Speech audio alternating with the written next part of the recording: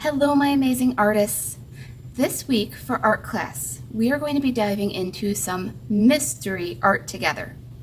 Now, why are we doing this? There are two reasons, my friends. First of all, not everybody has their new third quarter art folder yet.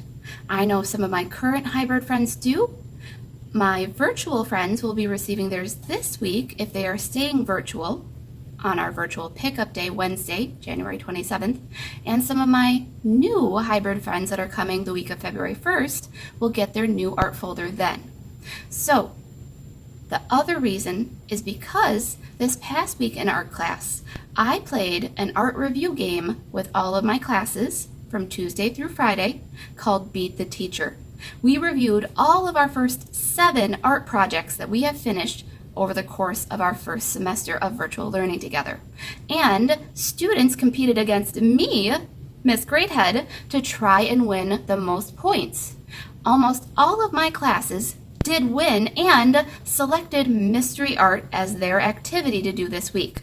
So, without any further ado, artists, we are going to go meet an artist that has helped inspire the mystery art that we are going to be creating together this week, my friends. Let's go take a look before we grab out some art supplies. This week, artists, I would like to introduce you to Mr. Wayne Thibode. Mr. Thibode is an American painter who is currently 100 years old. He is most well known for his colorful depictions of commonplace or everyday objects, but I would like to take a look at some of his food art with you friends today, specifically some of his delicious desserts. We are going to be inspired by these tasty treats as we take our own bite into the world of food art. So, now that we've looked at some of these delectable depictions of different types of food, it is time to find out what type of art you friends will be making for our mystery art this week. Alright, second grade and multi-age friends, it is time to make a piece of cake. Well, actually I thought today we'd make a whole cake, so let's go ahead and turn our paper sideways. That way we can start with a nice big cake on there. Now, how do I draw a cake? It's a kind of three-dimensional form, so I need a couple of shapes and some lines, right? So close to the top of my paper, I like to start with a nice big oval. This is going to be the top of our cake today. Then off of that oval, I'm going to need to add 2 straight lines coming down, one on the first side of my cake and one on the other side of my cake. Now, notice my lines didn't go all the way to the bottom because I need to connect those 2 lines with a smiley face curve today, my friends. It doesn't need to be a deep curve, but it should curve down just a little bit. All right, we have the shape of our cake, but I would like to see inside of your cake today, my friends. So we're going to cut out a slice. Here's how to cut out a slice of your cake. Ready? Start back in your oval by just placing a small dot in the middle. Now from that dot, I want you to draw 2 lines to the edge of your oval and watch how they're going to go. One's going to come out this way. The other line is going to come out this way. Almost like an upside down V, right? Then, below that, I'll add 2 more straight lines. One right here, and a second one right here. Now at this step, my friends, I need you to do a little bit of erasing. This part of my oval that's inside of my slice is going to get erased, as well as this bottom part of my cake too is going to get erased. That way we can draw the inside part of our cake where our slice would be missing. Here's how, my friends. Ready? I'm going to start back at that dot, and I'm going to just draw another straight line down. I'm going to stop, though, before I would have gotten to that line erased, because I need to add one more upside down V, and I want it to be about the same height as that one. If I need to, I might measure it with my fingers, or I might give a best guess estimate to try and help me match it up to be about the same size. Again, it doesn't have to be perfect, my friends. Just try your best. And now I have taken out a slice of my cake. So what would the inside of a cake look like? Well, cakes are always made in layers. Layers of frosting and layers of the actual cake itself. So in order to see those layers, we need to draw some boxes in. My first box might start close to the top, and you see how my box kind of matches that same angle that I made with that upside down letter V. As I keep going down, I'll add maybe 2 more boxes, but I don't want them to touch those first 2 that I made.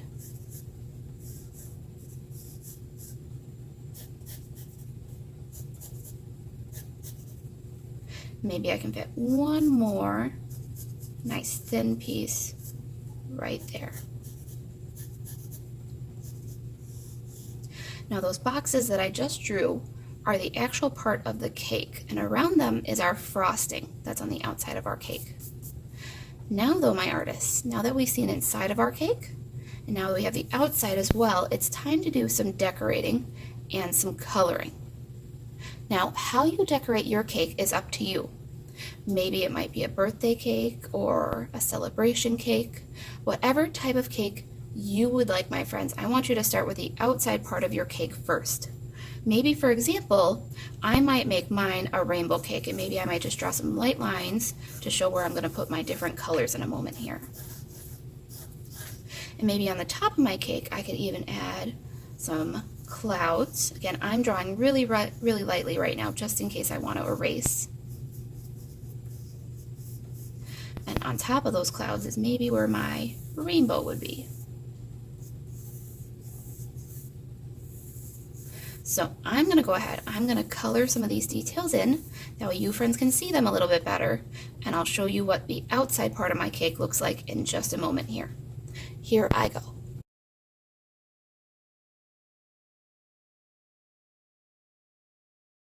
Here's the outside of my rainbow cake. Again, remember, you can decorate your outside of your cake however you would like, my friends. Now, I know some of my artists, because talking about forms inside of shapes is a little tough, if you did have a hard time cutting that slice into your cake, it's okay if you want to erase it and just have your cake be just the outside part, okay? That's all right with me. Thank you for trying it, my friends. Now, for my friends that do have that inside part, I want you to start thinking about the flavors of cake that you might want to have inside. And that's where we want to start first, is those boxes that we added. For example, I really love chocolate cake. So maybe one of my layers might have chocolate inside of it. Another type of cake that I really love is confetti cake. And as you notice, I even added some sprinkles onto the top of my rainbow cake as well. So if I wanted to, I could also make another layer of my cake be confetti cake. I'd want to have a color like peach, which Miss Greta doesn't have today. How strange. So I'll add maybe just a little bit of orange instead. And a little bit of pink. And just a light bit of brown to kind of make it look peachy colored. And then, like I said, I'll add those sprinkles that are so fun in confetti cake.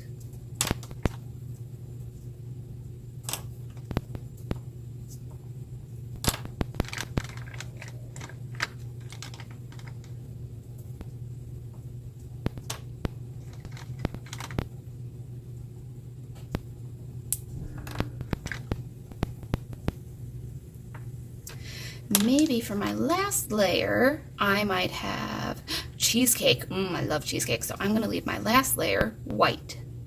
Now again, outside of those boxes, there's more icing as well. So because I already did rainbow icing on the outside, that's also how I'm going to do it on the inside as well. And I'm going to add some layers of the rainbow, like purple, blue, maybe green, all the way up to yellow. Maybe I might even mix them a little bit more so I can get some more colors in there. But I'm going to do this step again kind of quickly, just to finish off the last little bits of icing that are inside of my cake as well. So like I said, I added the inside frosting parts.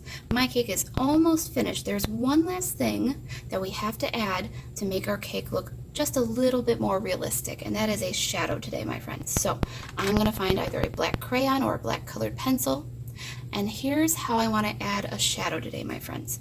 I want to pick one side of my cake to add my shadow to. Once I decide what side I want to go on, I'm going to start from that opening part of my cake. Again, if you don't have that opening, that's okay.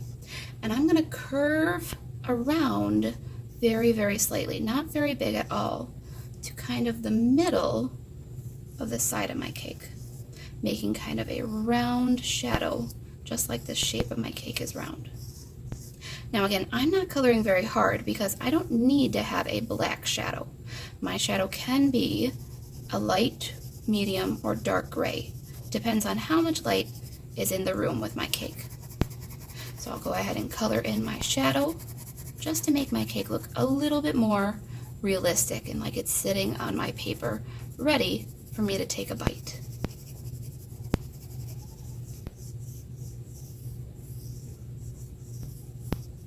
And there you have it, artists. Here is my rainbow cake inspired by Mr. Wayne Thibode. Now, this week, artists, if you would like to turn in a photo on Seesaw, you can, but you don't have to. This is one project that I'm not going to be grading, okay? The reason being is because, again, some friends don't have their third quarter art folder yet, and I know some friends last week didn't even get to play our game and therefore haven't even found out about our mystery art yet, okay? So, that being said, I just want to thank all of my friends for their patience. We will be starting new art projects from our third quarter art folder next week, February 1st. So, for now, I'll say goodbye and have fun creating, my friends.